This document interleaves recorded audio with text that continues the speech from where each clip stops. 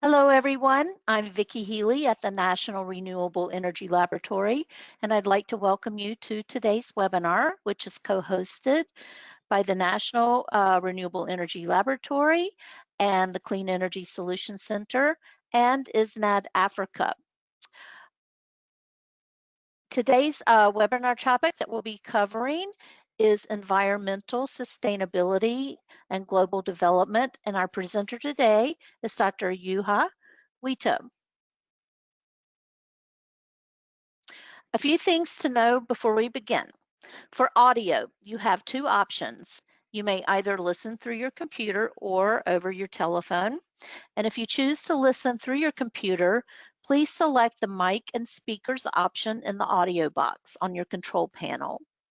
If you want to dial in by phone, select the telephone option, and a box on the right side of your screen will display the telephone number and an audio pin that you will need to enter. A gentle reminder to all of our panelists, organizers, and presenters to please mute your audio when you are not presenting to avoid any background noise. To illustrate the features a bit more clearly about what I just described, we've taken a screenshot of an example of the attendee interface, and you should see something that looks like this in the upper right-hand corner of your screen. You can submit text questions to Dr. Wiito by typing your questions into the questions panel, and you can send your questions in at any time. We will collect these questions and respond to them during the Q&A session. And when you submit your question, please, of course, you'll be indicating that you'll be directing your question either to one of the organizers or to Dr. Wiito. Now, it is my pleasure to introduce Dr. Juha Wiito.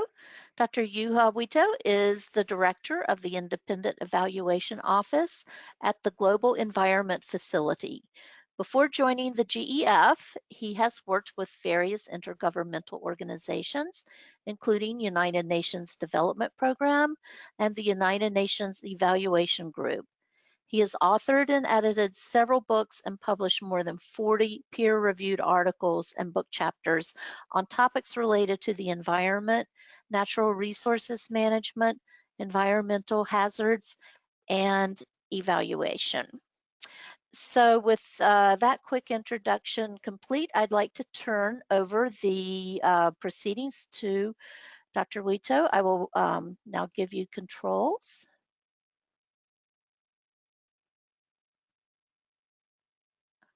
Standby one, I have to make one change to the technology, and I'll be right back.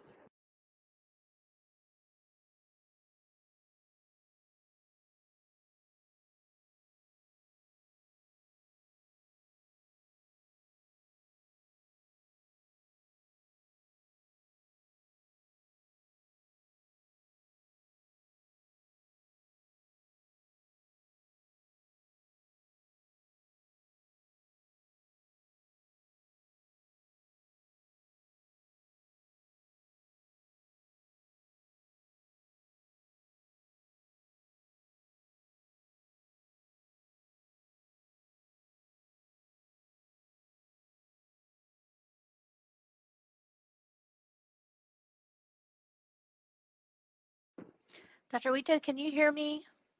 Now I can again. Okay, yeah, I did put on mute. I believe for some reason I'm trying to make you a presenter.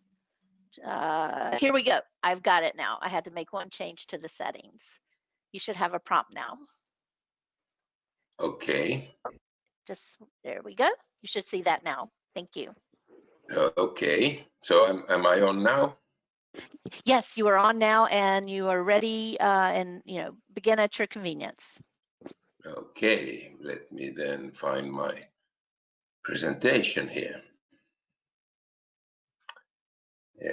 Okay.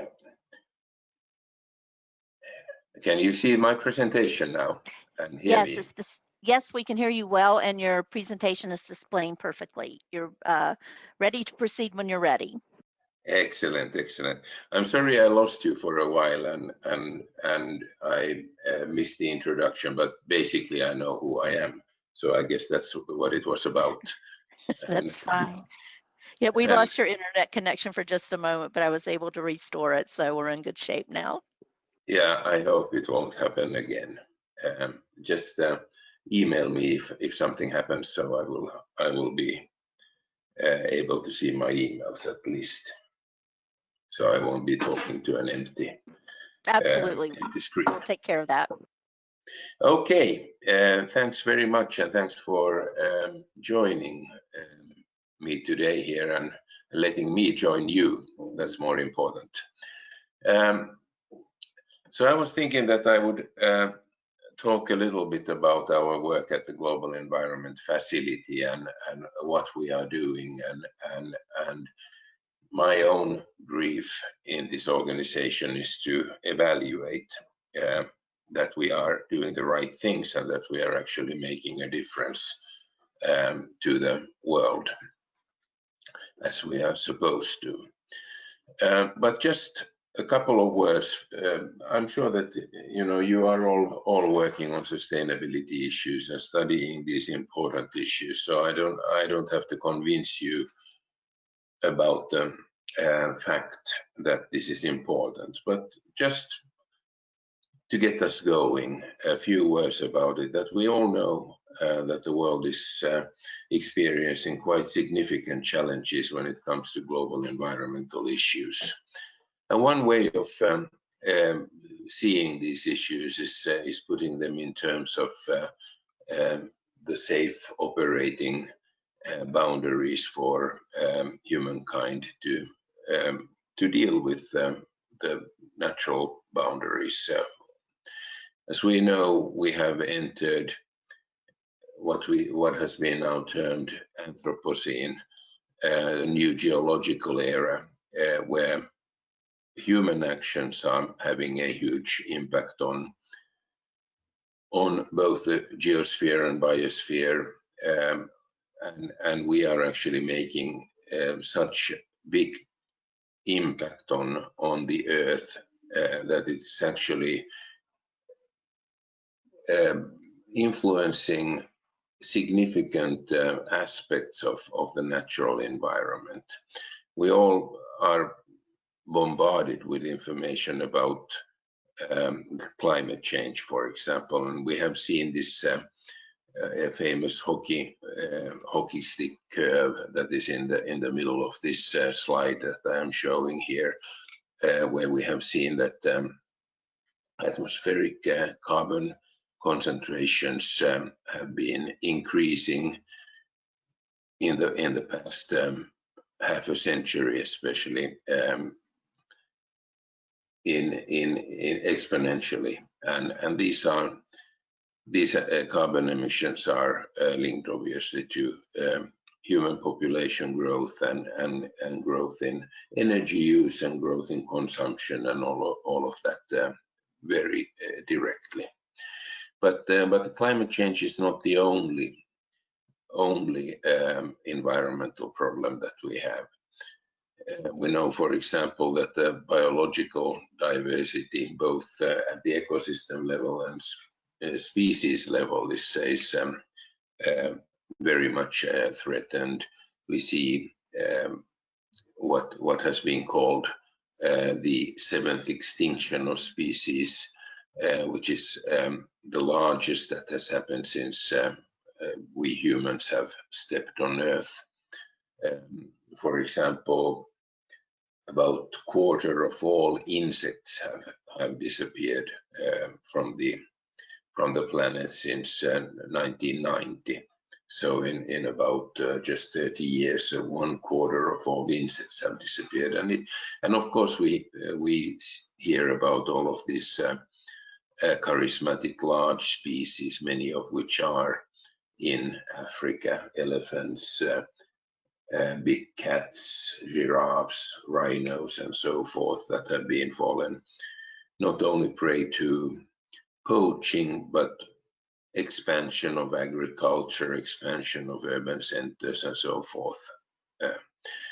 But even these are not the only indications of global environmental degradation. There's a lot of chemical pollution, for example, that has already breached the safe boundaries of Earth's capacity. So the Global Environment Facility is a public funding source for global environmental issues for the developing countries. It was established in connection with the Rio Earth Summit, the UN Conference on Environment and Development in 1992. That was when, for the first time, the largest number of heads of state and heads of government came together to talk about environment and development. And you may remember Agenda 21, which set a blueprint for the world to move towards sustainable development at that point of time. And at that point of time was also established the Convention on Biodiversity, the UN Framework Convention on Climate Change came into place. Also, there were conventions on forests and some other agreements that were put in place at that point of time. At that point of time, it was also realized that all of this came with a price tag.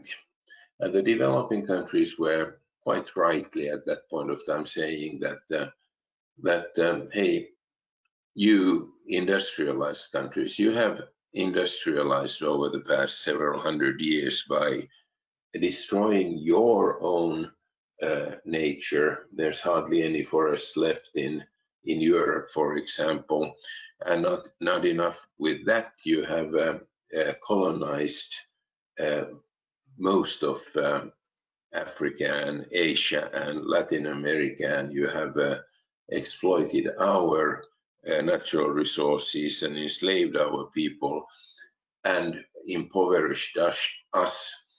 And now you want us to start suddenly to protect our environment so that so that you can keep your standards of living. So that's not fair. So we need transfers of resources from the north to the south, and everybody agreed to this principle. And there was supposed to be then funding transfers from the north to the south to pay for the Sustainable Development Agenda. I was actually lucky to be a very junior member of, at that point of time, of the UN University and a delegation to the Rio Earth Summit. And I was there when I'm from Finland originally, and our foreign minister at that point of time went up on stage, and he promised in an official speech from Finland, he promised that Finland will increase its development assistance to 1% of GDP, and all of this increase will go to sustainable development. Many other countries did the same. So what did happen was that that in the very next year, Finland was hit by a recession. So there was a political change, and not only did Finland not reach the 1% goal of its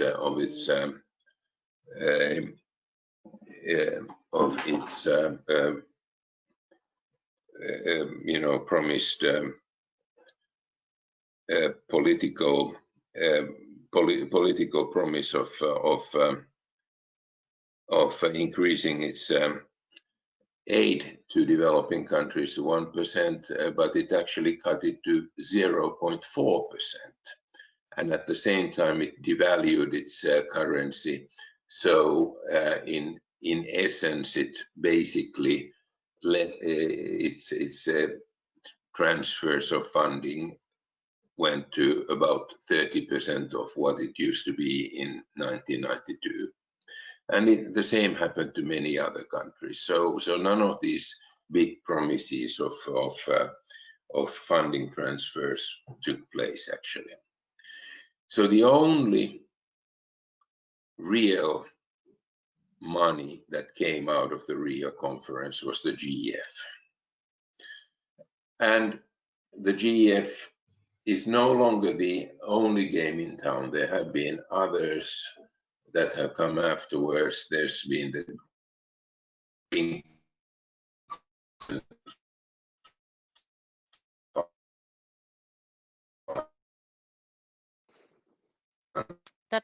Dr. Wito, I think we're losing your audio.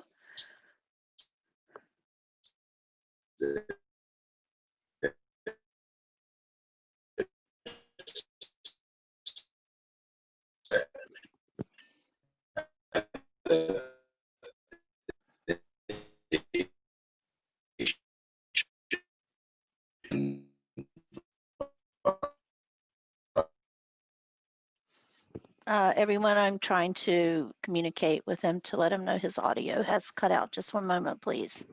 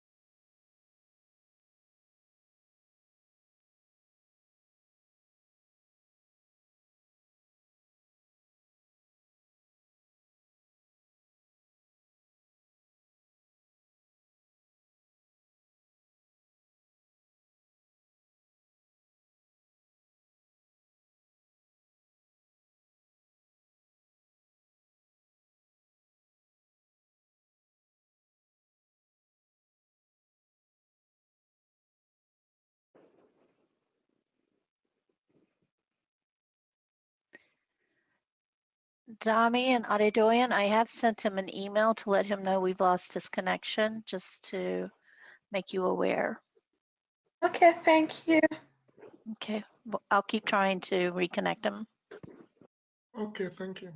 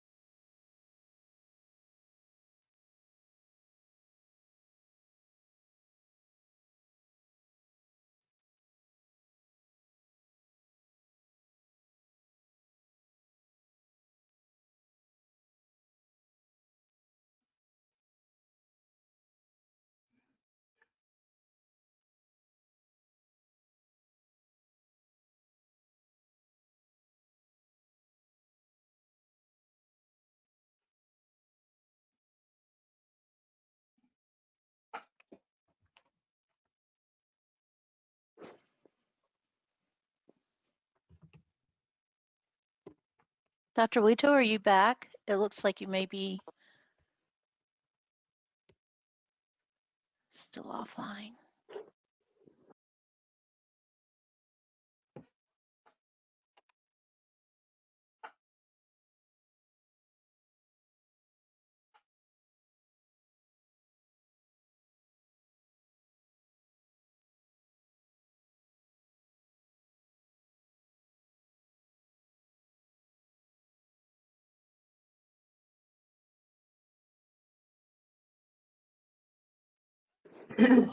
Dr. Wito, I think you're back online again. Can you hear us?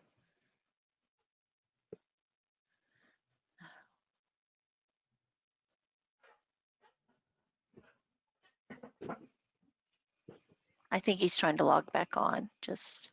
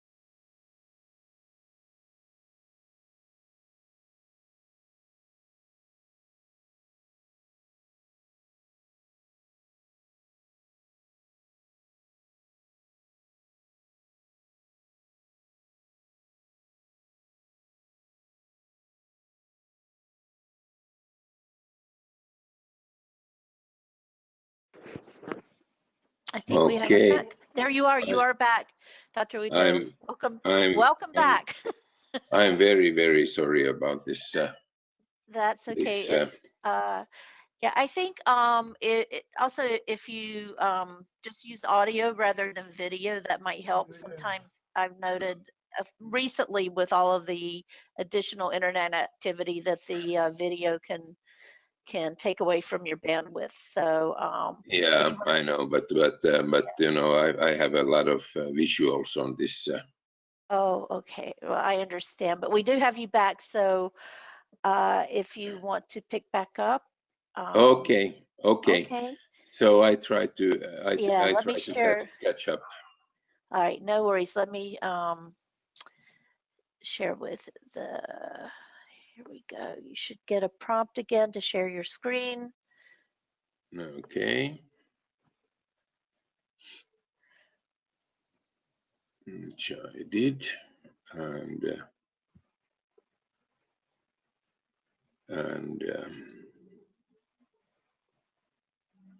are we There we here? go. Yes, I see it. I hear you perfectly, and we can see your screen. And I believe this is the last slide you were showing before we Yeah, lost your internet yeah. connection. So and I was rambling anyway. So I probably got disconnected because I was talking too much about this background. Yeah, Feel free to proceed. Thank you so much. yeah. But anyway, so the GEF is it's a funding partnership. It's a funding mechanism. We are part of the. We're a trust fund under the World Bank. So far, we have been funding about more than $20 billion worth of programs in developing countries in the past more than 25 years. And leveraged about 5 times that amount in co-financing, and the current funding volume is in the range of $1 billion a year in grant funding. But we don't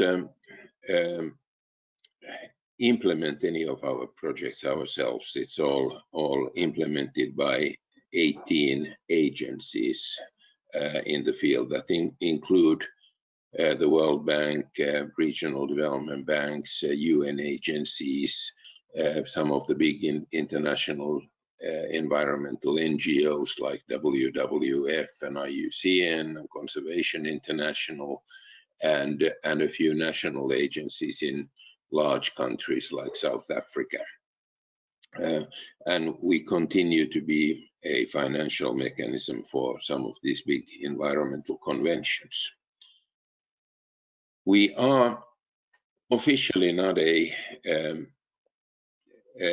SDG financial mechanism, but obviously our programming is related to SDGs like everything else. Incidentally, I wanted to put this wedding cake version of the SDGs up here because, you know, we are used to seeing the 17 SDGs in this kind of a list or a box where everything is you know, at the equal level from 1 to 17. But I think this wedding cake that I have borrowed from the Stockholm Resilience Center is actually quite illustrative because it shows that there are these 4 SDGs that are dealing with the biosphere, that have to do with life on land and life on water and so forth, that are directly the fundamentals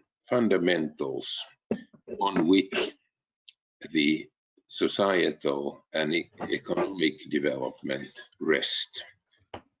And one can really make the strong case that if these biophysical and environmental developmental foundations, if they are broken, all the social and economic development will be broken as well. So you cannot ignore these. But as we follow this debate and discussion on sustainable development, it is quite often that if you think about it, so it's all about sustainable growth and sustainable development, and then people throw in questions about gender and equality and so on, and then somebody remembers climate change. But very few people actually talk about the real biophysical and biological foundations of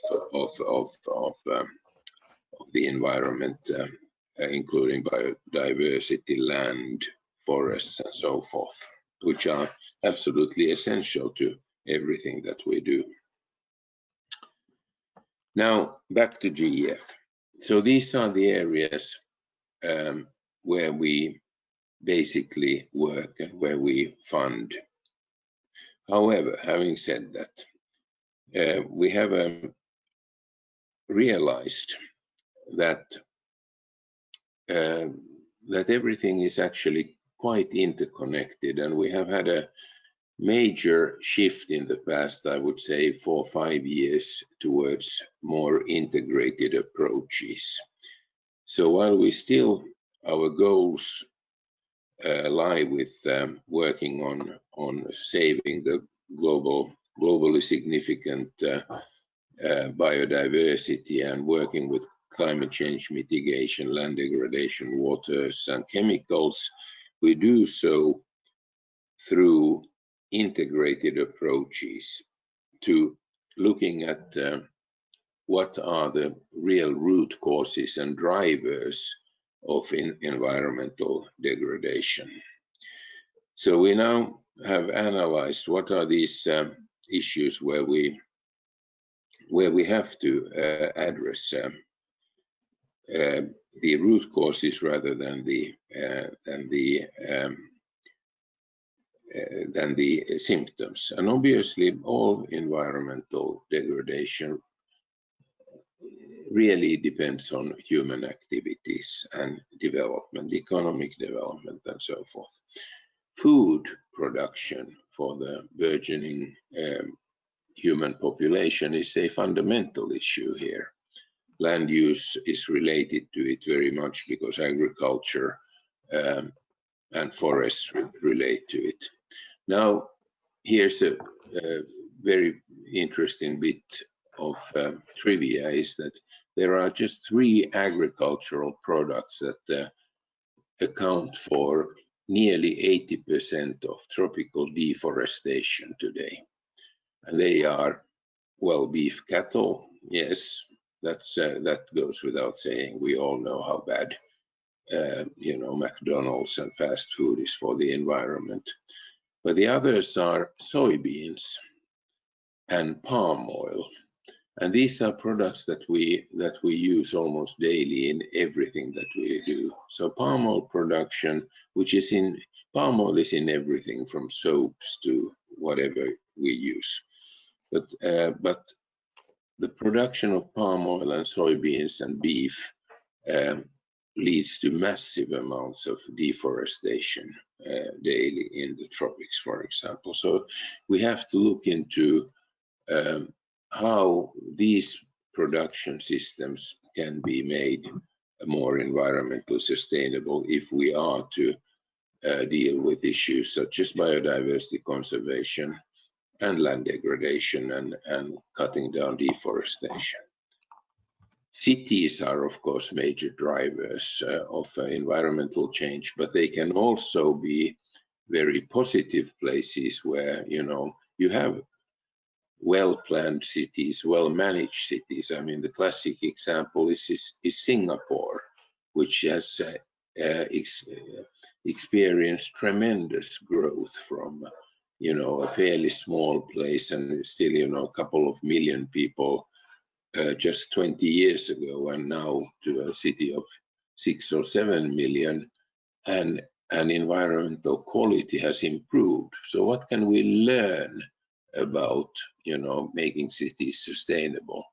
Whereas in many places, not least in Africa, cities are just growing unplanned and become messy and environmentally destructive. So we have to learn from these experiences and so forth. So we have started looking more in this integrated manner to programming for the global environment. So when we talk about integration, so we have to look into integration across environmental domains. So not looking into climate and biodiversity in silos, but how do you combine these two? So for example, for sustainable forest management can be very good for both biodiversity conservation and for carbon sequestration. But let's say massive and fast reforestation can be very good for carbon sequestration, but not necessarily for biodiversity, because if it's monoculture. So you have to think in terms of integrated perspectives in these. But it's also then integration between natural and human systems. And how do you then ensure that the people have their livelihoods ascertained? So for 20, 30 years, the model for biodiversity conservation was that you establish protected areas and you make sure that people stay out of them, and you give jeeps and walkie-talkies and guns to guards, and they make sure that poachers and farmers and everybody else stays out of these protected areas. But that didn't turn out to be very sustainable, because people still have to make a living. So you have to think in terms of trying to find sustainable win-win solutions for both people and the nature. So these are the kind of issues that we struggle with in the GEF. So then a little bit getting into my own field, which is this evaluation field. So just a couple of things about this. What are we talking about? So of course we want to establish the impact of that our work is doing something really good and lasting for the environment. But the projects and programs, they produce something concrete, outputs, services, and concrete products when they complete their activities. They are important, but this is not what we are really interested in. And outcomes are already something that is better than that, but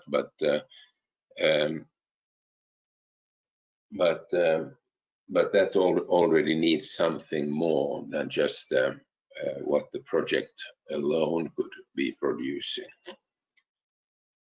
Something else had to happen.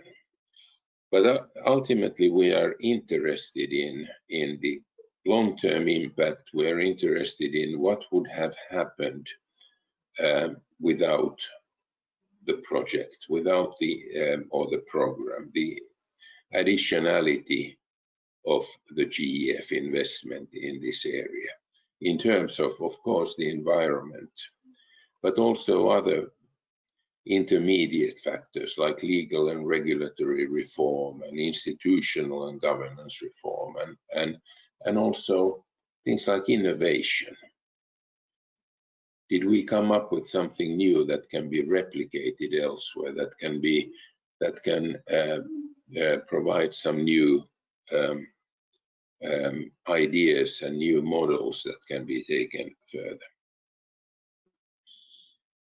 So this is the sort of like the simple old-fashioned theory of change, where we used to evaluate where you have a project or a program where you do something and you produce outputs and outcomes, and you have some assumptions that if this happens and that, and then you actually you have these outcomes, and if these risks that you have been worrying about, if they don't materialize, everything goes well, and lo and behold, there will be impact. But that's too simplified. And this is a kind of a similar schematic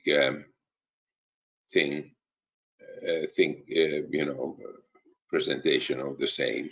So you think about criteria, then from evaluation, from input to output, it would be how efficiently did you do it, from output to outcome, was it effective, outcome to impact was how relevant was it, and was it sustainable. But the problem is, of course, that no intervention takes place in a vacuum. So we operate in complex systems. Every project and program that you implement happens in a broader environment where there are many other projects and programs happening, and there are many actors, both private sector and public sector, and people and people and organizations have different goals and different priorities, and sometimes they are not compatible with each other, and there's policies and strategies and financial incentives and so on, which are at cross purposes and so on. So you have to look at everything in a broader context. So also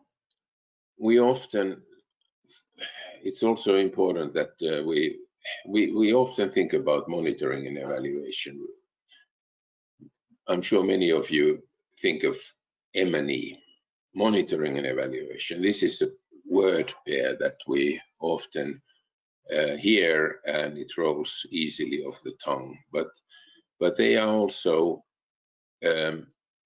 two very different functions. Monitoring is this management function where you can actually look at an intervention, and you can look whether it is on track and whether it's doing what it set out to do, and whether it's producing the outputs and perhaps outcomes on in a cost-effective manner, on schedule and on budget and so forth, whether it's really doing well what it set out to do. But evaluation, especially these days, has taken a much broader role, and it actually has the right to question whether the intervention is actually in this broader context, whether it is making a difference. So if monitoring is looking at whether we are doing things right, evaluation actually has the right to look at whether we are doing even the right thing. In this broader context, is this intervention that we set out to do, it's doing very well, but is it making a difference? So through evaluation, we really seek to answer questions like this, is it even relevant what we are doing? Is it big enough? Is it thinking big enough to actually make a difference here? Or is it positioned rightly? There are so many other things happening in this landscape. So is it just a drop in the ocean, or is it addressing the right issues and so forth? And is it going to be sustainable and so forth? So this is where my office comes to play. Now, as if that wasn't complicated enough. So when you are evaluating in this, what I call the nexus of natural and human systems and environmental and human systems, we have certain specific challenges. One is obviously the fact that we have differing geographies. So projects and programs still tend to work really within administrative boundaries, whether they are national boundaries or perhaps a province or a whatever administrative boundary it happens to be, which may or may not coincide with the natural boundaries, such as a watershed or whatever. And apart from watersheds and so forth, we have a lot of environmental phenomena that don't respect boundaries at all. So you have, for example, migratory species that migrate quite freely, irrespective of man-made boundaries. GEF deals with migratory species of fish, for example, straddling fish stock that move freely in the ocean, and you need to deal with, you cannot deal within national jurisdictions with them, but also other animals, land-based animals and birds, of course, migrate between countries easily. Pollution, air pollution and water pollution moves, of course, between jurisdictions and between countries. And climate change, by definition, is a global phenomenon. So So that's very important. The second important thing is time frames, because again, projects and programs are usually, 3, 4, 5, 6, 7 years if we are really lucky. But environmental phenomena take many years often to manifest, and also when we remedy them, they can take very long time to remedy. And one of the evaluation challenges there is, of course, that the funders, whether they are governments or they are private sector funders, they have very short attention spans and very short, patience. They don't want to. They want results next year. They don't want to hear that, if we do this now, so we'll maybe start reducing the stresses to this ecosystem 3, 4 years from now, and if we keep at it, so 10 years down the line you will see improvements. They don't want to hear that, but that's the reality, and as an evaluator, that is a challenge, obviously. So when we go to evaluate nowadays, so we cannot, and of course the same goes for not only for evaluation but for program planning and so on. We can't just go and look at the project or a program in isolation and design or evaluate it as if it were working in isolation. You have to look at the systems. You have to look at where the intervention exists. You have to define the system boundaries, and you have to define the system components and the interactions, and then define what is the sort of like the manageable system within which you have to position the intervention that you want to, in our case, to evaluate, to make sense out of it. So in that sense, when we start an evaluation, we want to scope them so that we use an open theory of change, meaning that we look into the intervention, looking at how it interacts with the broader landscape. And we do that by also taking stock of a quick, we don't have the luxury, we are not scientists in that sense that we would have the luxury of spending a lot of the time to do research or scientific literature searches, but we do a quick scan of what is known through scientific literature of the phenomena in advance of this. And then we try to identify what are the system boundaries and so on, and what do we have to include into the evaluation.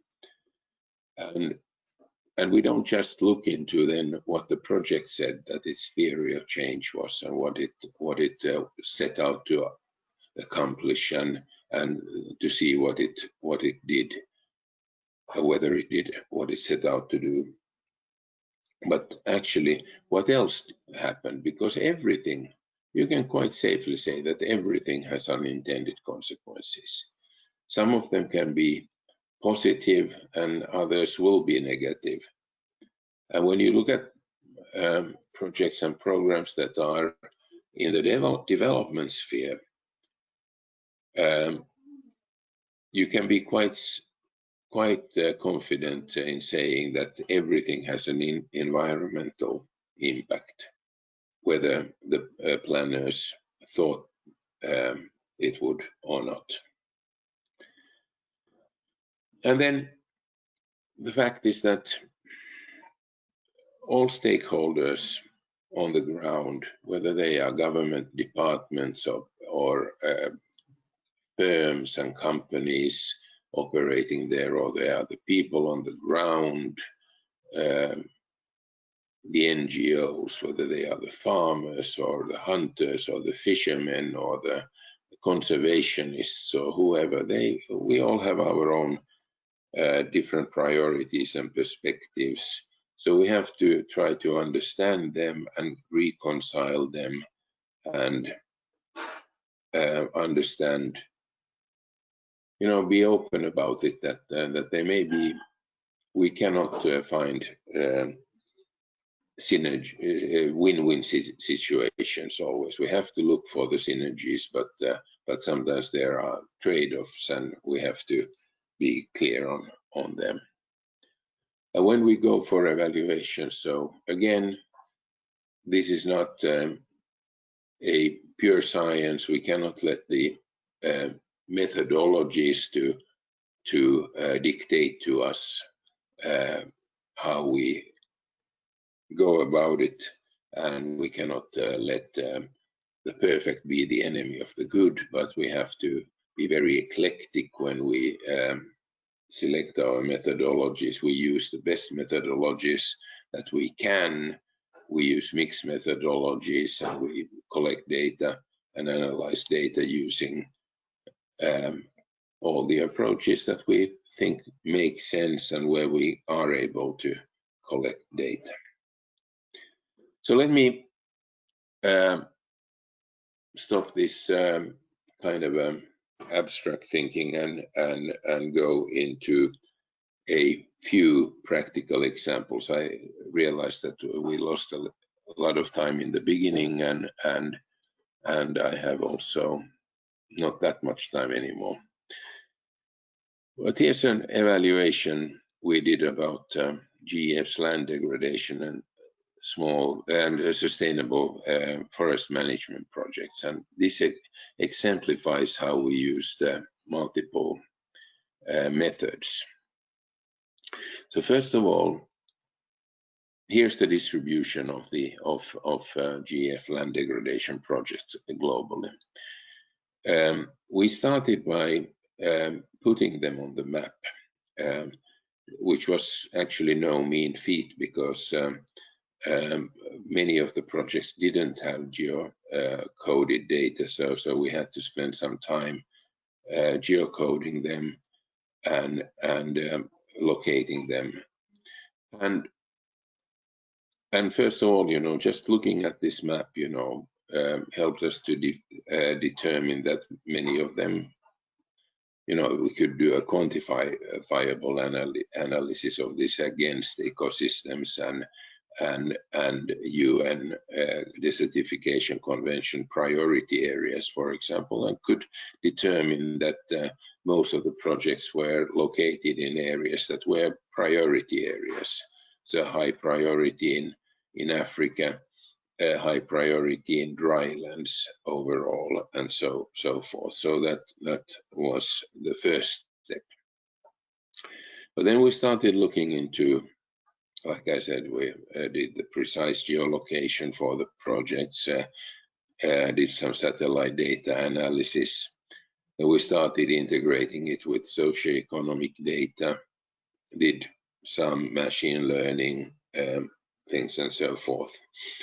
Then we did one interesting thing where we started using estimated, when we looked at forest cover in forest cover change using remote sensing data over time in the GF project locations. We could see what happened to biomass, and we used NDVI, what is that, neutralized vegetation cover index anyway, and so we could calculate what was the biomass change, and using that calculation we could estimate the amount of carbon sequestered as a consequence of these projects. We could then also, using then economic calculations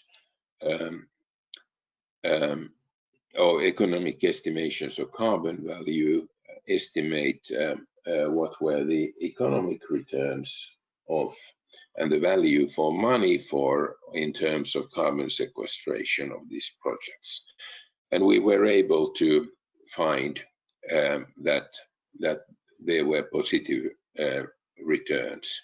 So just in terms of carbon sequestration, these land degradation projects had a more than a dollar return to every dollar invested in terms of carbon, and so that was an additional benefit to the land degradation benefit. So that was a positive thing. The donors liked very much this finding, quantifiable finding. But there were other things that we could also estimate.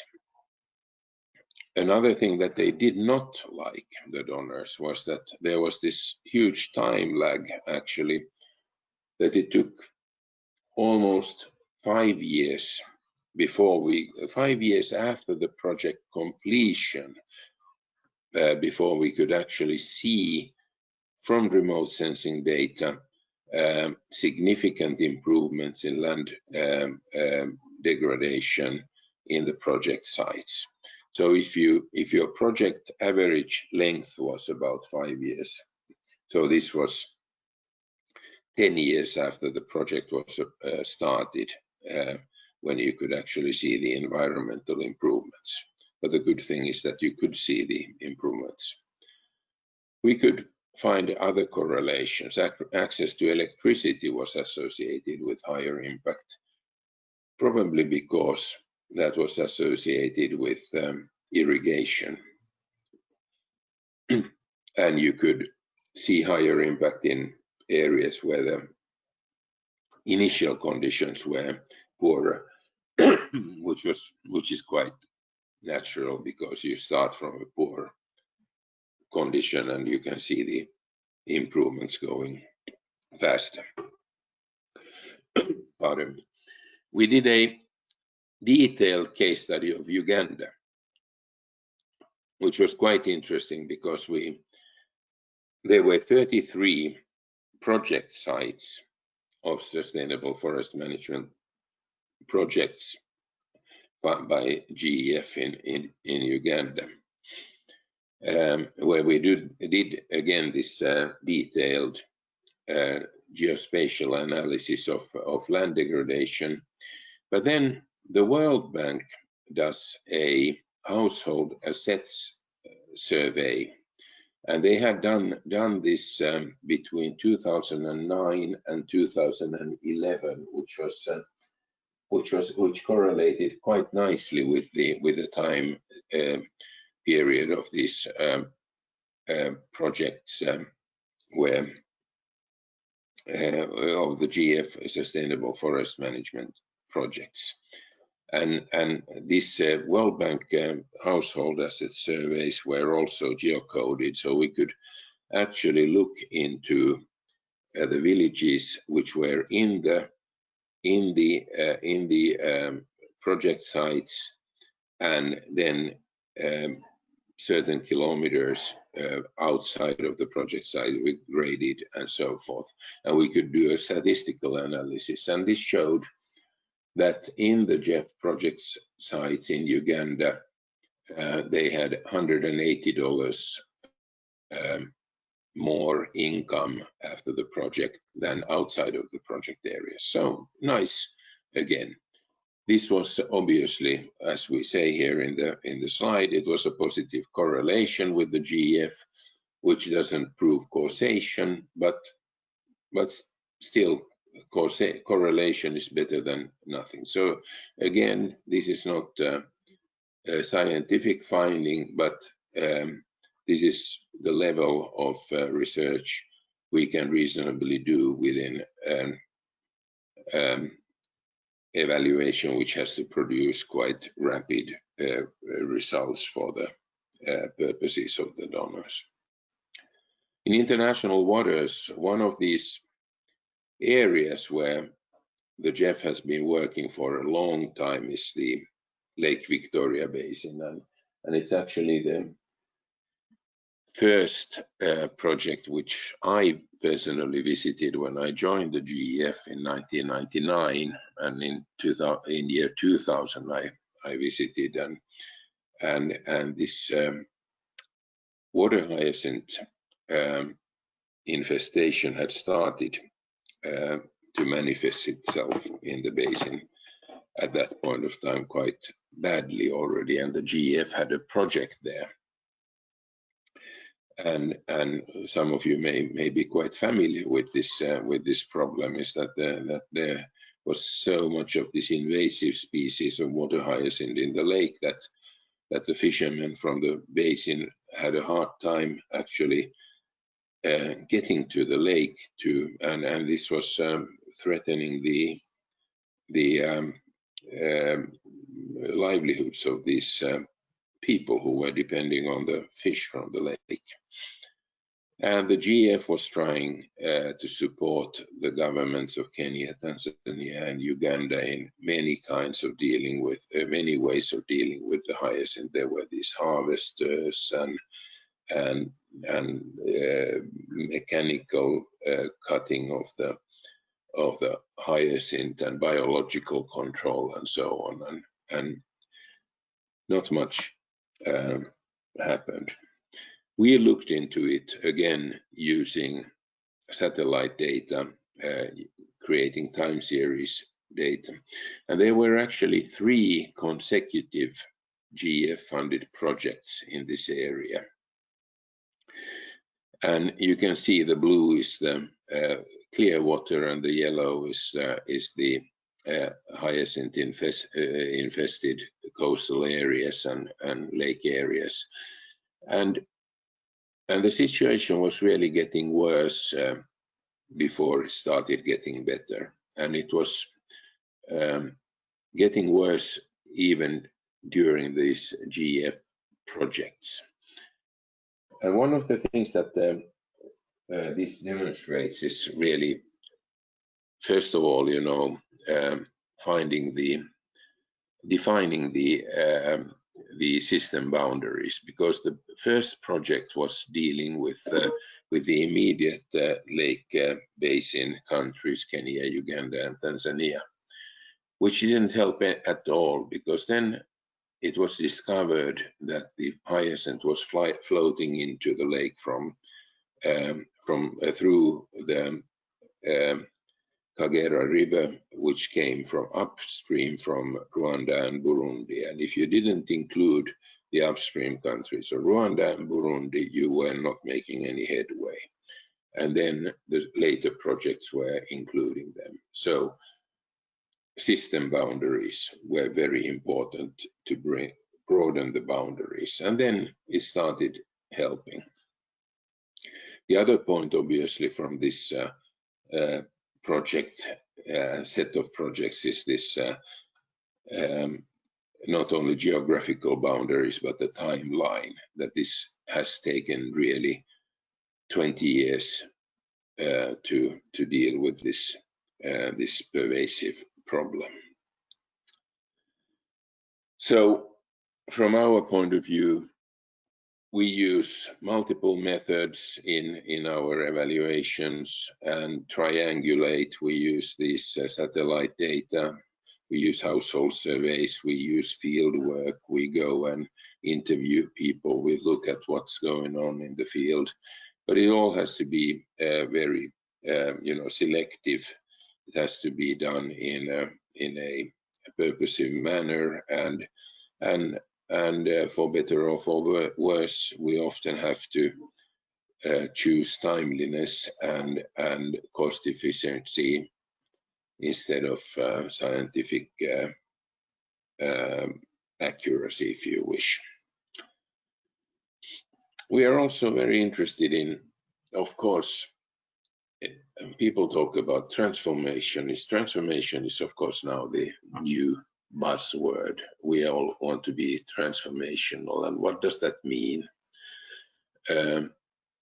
Transformation. We don't want to have just projects that do their thing and go away. We want the transformations that lead into something that is significant, that we do things differently for a long period of time, and the change is sustained, and so on. So here's a study where we looked into purposively. This wasn't an evaluation that was so much for accountability or have we done the right things, but really looked at successful projects, a set of less than 10 projects where we had evidence that they had actually been transformative. And we wanted to understand what made them transformative. What were the internal and external factors that actually made projects transformative, transforming the way countries and people do things in the long run. So one of the projects that we looked into was a large multi-country project that's the GF had supported through the World Bank, called Lighting Africa, which was helping to promote sustainable lighting fixtures for remote off-grid areas in several countries in Africa. And this was a long-term effort also, and a fairly large scale effort with more than $20 million in funding. And it's interesting, it started quite small. I think it was Ghana was the first country where it started, and the first pilot project was actually considered a failure. But then the bank went back and tried to analyze that what went wrong, and came back to the GF and said that we think we have figured out how we can improve this, and we started again, and things did take off afterwards. And what really happened was that they in the new effort they decided to really focus not on the technology, but they started looking at the market barriers. What were really the issues that were preventing for these type of sustainable lighting in the off-grid areas to take off? Why couldn't affordable, clean, and safe lighting be marketed to these villages? And how could we create a market that would be self-sustaining, and that people would actually start using these lamps? So they worked on the suppliers, and they worked with the governments on the pricing and taxation and those financial issues, and then providing a microfinancing scheme that would be available for the end users. And this whole thing took off very rapidly and significantly. And of course, on the socio-economic side, it then was very positive because it increased electricity access to these remote areas, and that did it so that it reduced also then use of for example, fuel wood and thus indoor air pollution and so forth. Whereas from our point of view as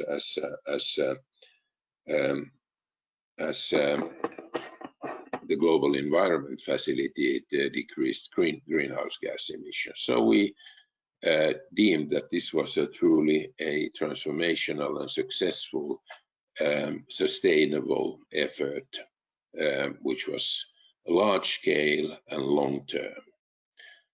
So we wanted to then also look into, what are the, what has happened to my thing now? Yeah. So what were the factors that really, contributed to these things? And they had to do with this, the market focus and on the system focus that you work at the higher level, really. And the Jeff role here was the fact that you aim to mainstream these products and demonstrate their potential so that they could be replicated and so forth.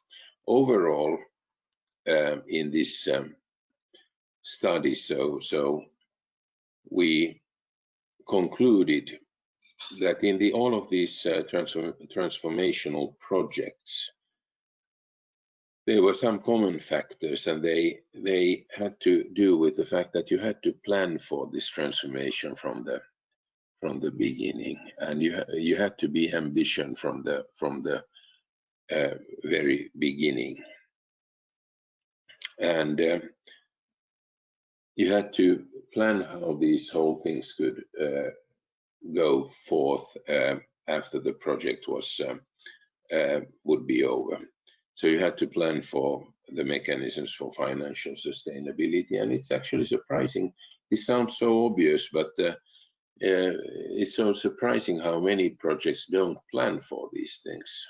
It can be, of course, that you mainstream the project activities then into a government department and a regular government program, or you have come up with a market transformation, or you can have come up with a private sector mechanism or whatever, but you have to have it there. But so often projects are, you come to year 5 and then people think that, yeah, we've been doing fine, so now we're going to finish, but what next? Who's going to take this up? Quite surprising. I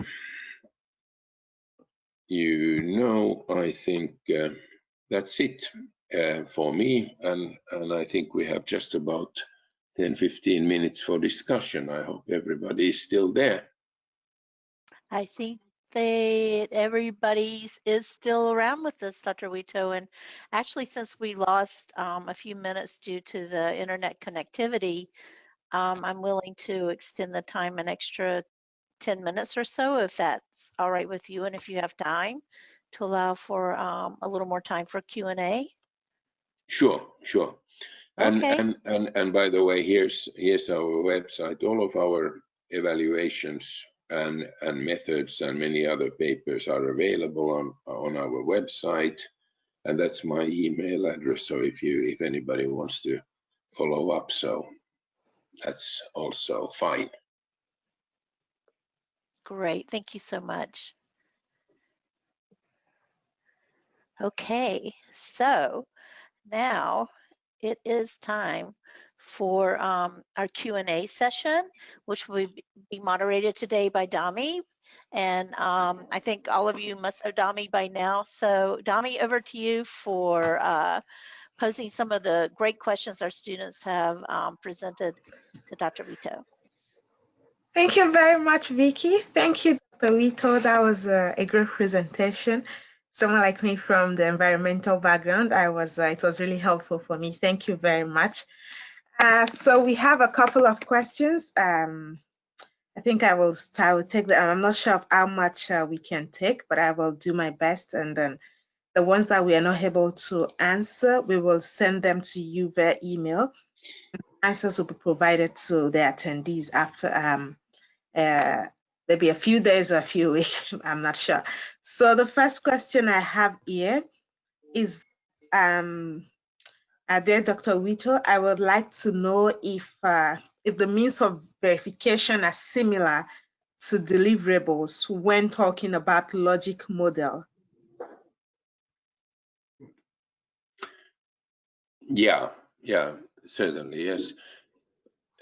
Yeah, very similar. So logic models, theory of change, log frames, they are kind of a similar terms. And sorry. Okay. Yeah, I think that was a yes or no question. Is that all? Can I move to the next one? Well, let me just say, so yeah, logic model. I'm a little bit allergic to the word logical framework because that the framework is so stiff in a way. But logic model and theory of change are similar in that sense. But we definitely use theory-based evaluations and so on. But I just like to keep it fairly open in that sense that, you know, that I think that if you tie yourself into the internal, just to the internal logic of a project or any intervention, it just you risk missing so many of these external factors and unintended consequences and so on, that's dangerous. Okay, thank you very much for that. So I just realized that there's actually another follow-up question that's very aligned with that, and I think that will be the next question. What are the shortcomings of using logic framework in project monitoring and evaluation? And is it much better to use theory of change than the logic framework, or can we use both? Yeah, I think I partially answered that already. Yes. Yeah, I think logical framework is too restrictive because you don't want to. It's predetermined, and if you follow a logical framework, it's a kind of an engineering approach. and it assumes that you have thought about everything in advance, and you have your assumptions and your risks there, and I kind of bet that nobody has thought of everything in advance in a complex system, and the more complex the system, the more ambitious your agenda is, the harder it is to think about these things. A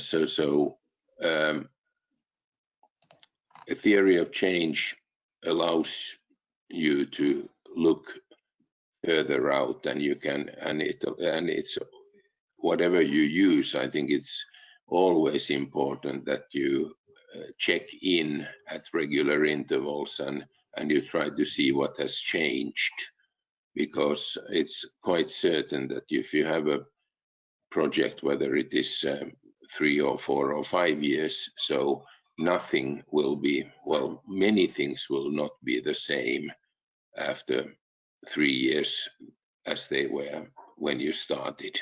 There will be new actors, there will be new situations, there will be new policies, there will be a pandemic, or there will be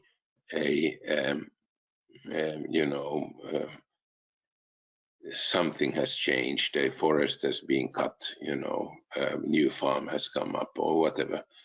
So yeah, so avoid an engineering approach where you think that you have where you think that you have a blueprint that you can follow through until the bitter end. Thank you very much for that response. I hope it answers the person's question. So the next question is a question about environmental resource utilization.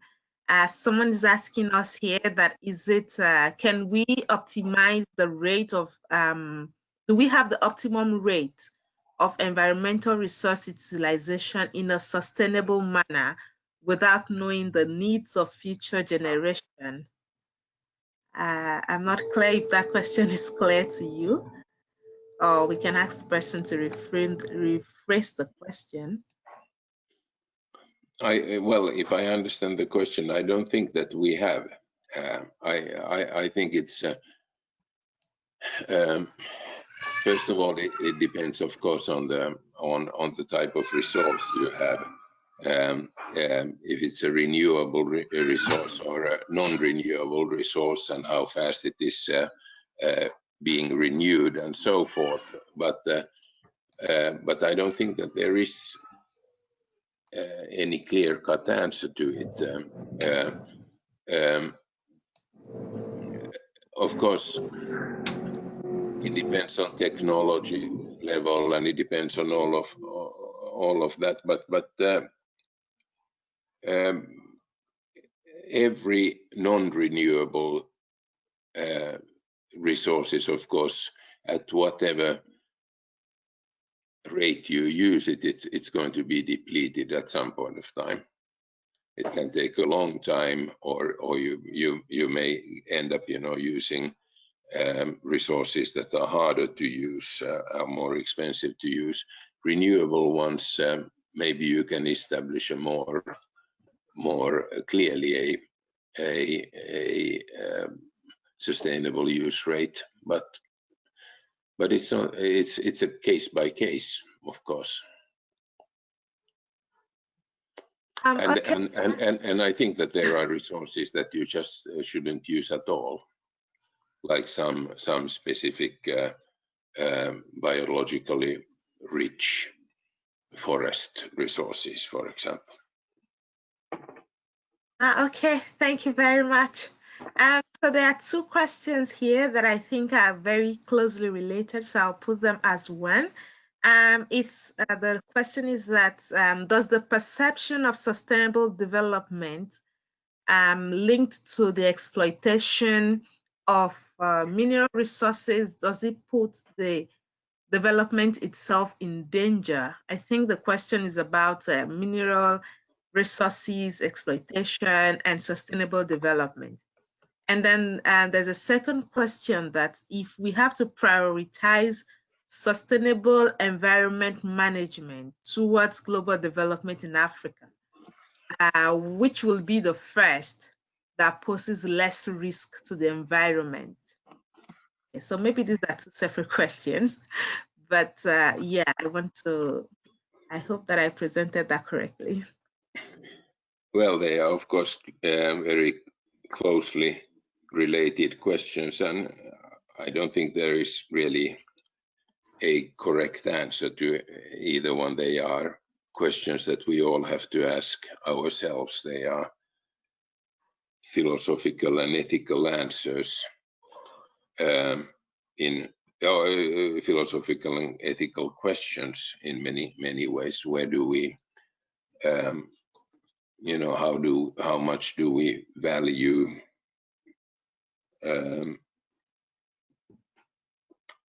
what is the value of nature, for example? What is the value of life other than human life, for example? So yeah, I leave it at that. Minerals are a very, very difficult question. We know that let's say there's a lot of mineral exploitation, for example, in the Congo now, and that is driven by largely by, of course, you have things like diamonds and things like that, but it's also for example, cell phones and electronics industry, which is driving a lot of that minerals extraction. So I think a lot of that profits of it don't go to the Congo. The profits go to these big companies outside. Of course, some of it stays in the country, but it is a lopsided system. It's not a fair trade kind of a thing. At the same time, the mineral exploitation is driving a lot of conflict, and it's driving a lot of environmental destruction. It is driving a lot of health issues because, for example, in the artisanal gold mining, mercury is used, which is a very bad chemical for health of the artisanal gold miners and their families, and so on. So something should be done about it, and the responsibility of that should be with these big companies in Europe and Asia and United States that are exploiting the system. That's my answer to that question. Okay, I wanted to be sure you're finished. Thank you very much. So the next question is, I will try to rephrase it. It's about the environmental changes that happen over time. It says that how in the process do you measure the social economic dynamics within the given time frame, and given that environment changes and it takes longer to observe? A follow-up, did they in any way influence the initial environmental objective? If so, how?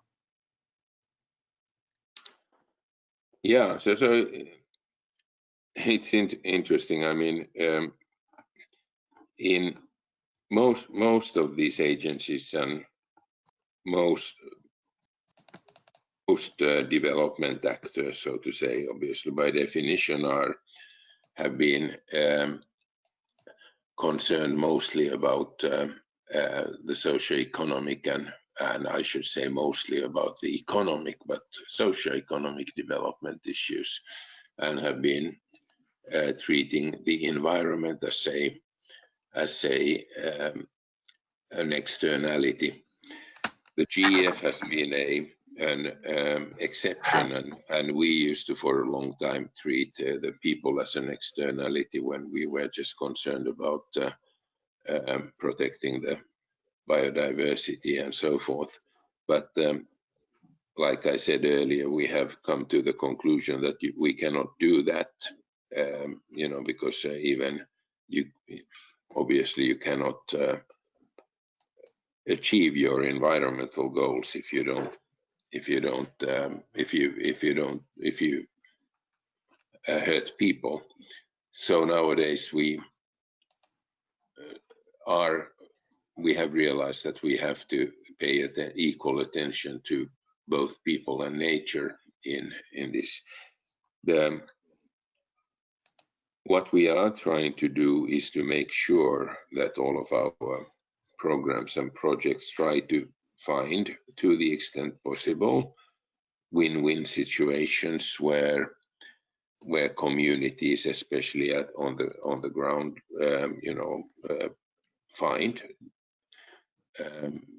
ways of benefiting from biodiversity conservation, forest management, sustainable agriculture, and so forth. And it's not impossible. It's not always easy. And when it is not possible, so you try to find a suitable compromise where both benefit. Maybe you don't maximize either, but you try to find a suitable compromise in that sense. And obviously, I mean, if often the case is if you maximize the economic benefit, it means that you do a lot of damage to the environment, which means then leads to the fact that the economic benefit is not sustainable either, that it will be short-lived. So you try to find a good balance, and then you have to evaluate that both of them take place. You know, for example, you think about fisheries. We may have had cases where you have had fishing communities in coastal areas where you have had, I'm thinking of Mauritius now on the east coast of Africa, where you had to establish a fishing ban for a year because the fisheries were going, especially octopus fisheries, were going down so rapidly, and the you know, the catch was getting smaller and smaller. And I talked to the environmental commissioner of Mauritius, and he said that he had to, for 10 months, he had to actually hide in his house because the fishermen were trying to lynch him because of this fishing ban. But the results were actually so quick that now they actually consider him as a hero, because the fishery bounced back so quickly, and now the fishermen themselves are the ones who are the first ones to protect the resource and enforcing the seasonal bans and enforcing the kinds of you know, gear you can use for fishing and so forth, because they saw you know, there was an emergency measure for 1 year, no fishing at all, and after that they saw the benefit of that. So it's finding these kind of solutions. Okay, thank you very much. And I believe that we still have probably a few minutes to answer a few more questions. So I would have the next one, it's asking about the effect of human interaction and how to recover the issue of cultivating near water sources. The person cited an example of Tanzania in which the problem is critical because the people cannot cultivate. They need their land to cultivate, and these conservation policies prevent them from doing so. It says that, what do you suggest in this situation? Well, that is a classic classic conservation conflict, and that's where we are trying to find different kinds of solutions. Of course, I mean, one of the problems is of course that there has been a huge expansion of farmland and a huge expansion of a number of people who are cultivating these lands. So what we are trying to do is, of course, to find ways of making wildlife, for example, to make them valuable for communities and for people, by, you know, promoting things like ecotourism and so forth. I know that that's not the solution everywhere, but you also will have to try to find ways of agricultural development that may not take up that much land everywhere. For example, cattle grazing can be organized differently, that it is not open cattle grazing in where it competes with wildlife areas and things like then road networks and fencing and so on, that because wildlife also need not only certain areas, but they need also corridors that they can move from one place to another if you can connect their conservation areas to each other so that they can move from one place to another. I know that's a $1 million question, but the fact remains that you do need to find ways of conserving the biodiversity and conserving the animals. So we need creative solutions for coexistence. Thank you. If Vicky will permit me, I'd like to ask one last question. There's still a lot of questions, but this one I find it quite interesting. Can I go ahead, Victoria? Yeah, sure. Ask one more question and then we will wrap up. Thanks, Dami. Okay, thank you. So the question is asking Dr. Jua that what are the possible impacts of COVID-19 on the environment, especially biodiversity and its ecosystem services? Oh, on that side, yeah. I mean, the other side is quite clear that this COVID-19 and like many of these other previous viral pandemics, like starting with Ebola and SARS and MERS and others, that they are obviously zoonotic diseases that have emerged from animals, and they have spilled over from animals to non-human animals, from non-human animals to us human animals, and that is obviously a manifestation of the fact that we have expanded too deeply into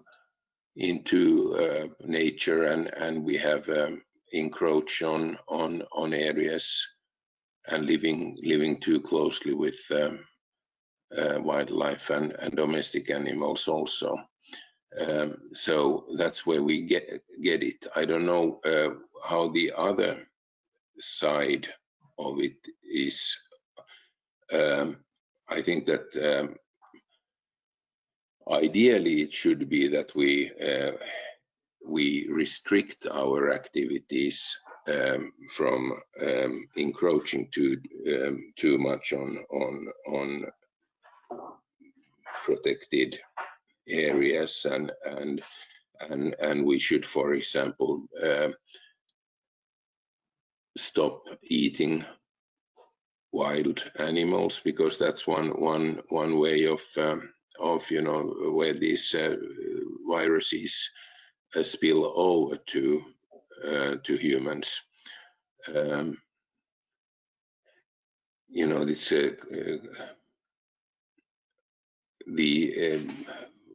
one of the likely culprits for this particular